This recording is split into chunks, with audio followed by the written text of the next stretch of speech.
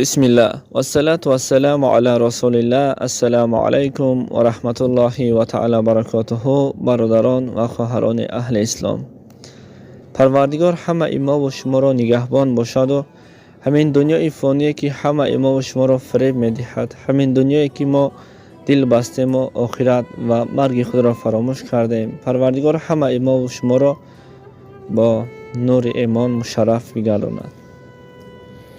بر همه ما و شما معلوم است خاطر یافتن پول و مال و دولت، خاطر زندگی را پیش بردن به همین دنیایی که ما و شما را ترک میکند، همه ای کار را کرده ایستاده ایم.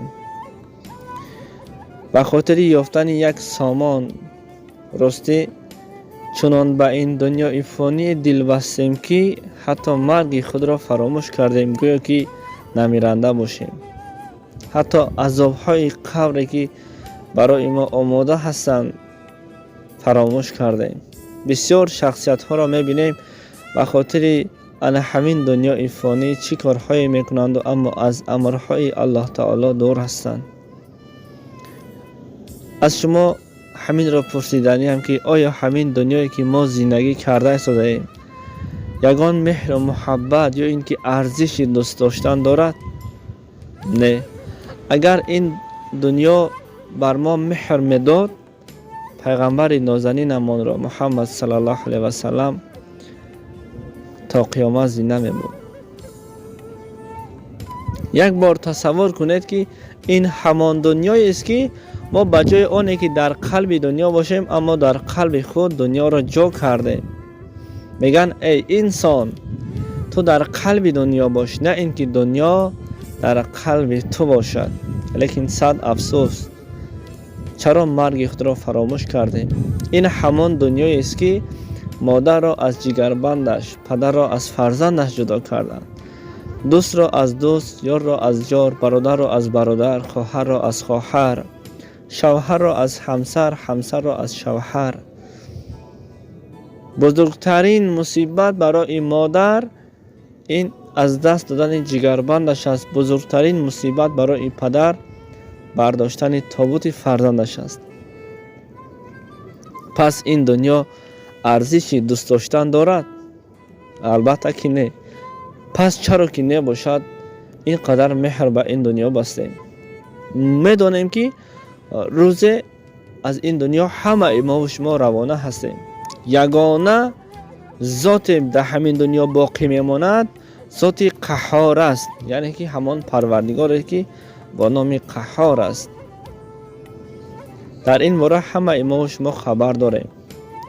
چندین جوانها را، چندین شخصیت هایی که 50 60 70 80 90 ساله بودن از دنیا گذشتن، در قبر گذاشتیم. چرا عبرت از همین دنیای فانی نمیگیریم که چرا از برادر را جدا کرد، از مادر فرزند را، از فرزند پدر و مادر را جدا کرد؟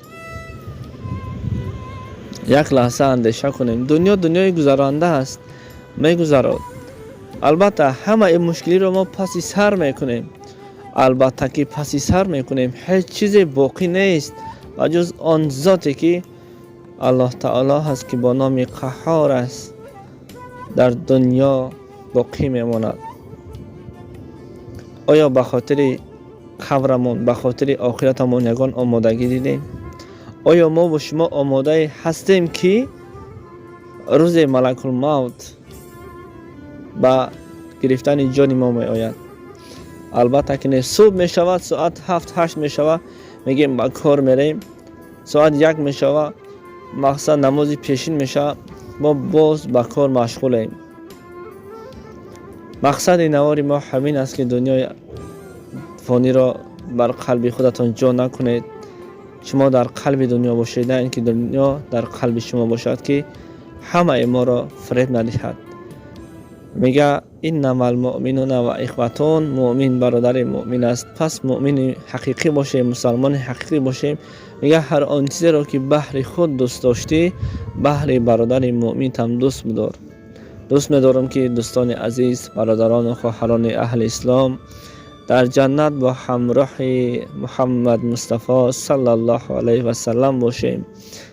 و با دیدار الله تعالی را نیز بر ما و شما نصیب بگرداند. در حق بنده دعا را فراموش نکنید.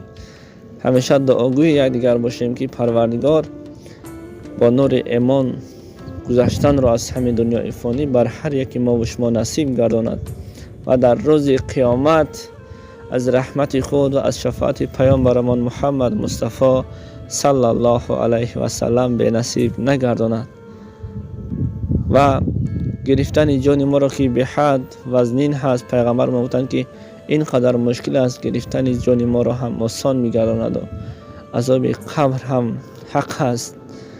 عذاب قبر را هم مشکلش را برای هر یکی ما مردان مسلمان، زنهای مسلمه آسان می‌گرداند. چی مشکلی داریم پروردگار مشکلی ما را آسان گرداند. بجز خودش، بجز الله تعالی خودش دیگر هیچ به بندهش در دنیا و در آخرت محتاج ما نکند. با شما هستم ابو مدثر. من بعد نوارهای میکنیم فقط برای به منفعت اسلام باشد، به منفعت دنیا باشد، ولی فراموش نشونده باشد. باید همیشه هر کار میکنیم آخرت خود را، قبر خود را، هر روز پس سراغ ما آمدن ملک الموت را هم فراموش نکنیم. السلام علیکم و رحمت الله و تعالی برکاته.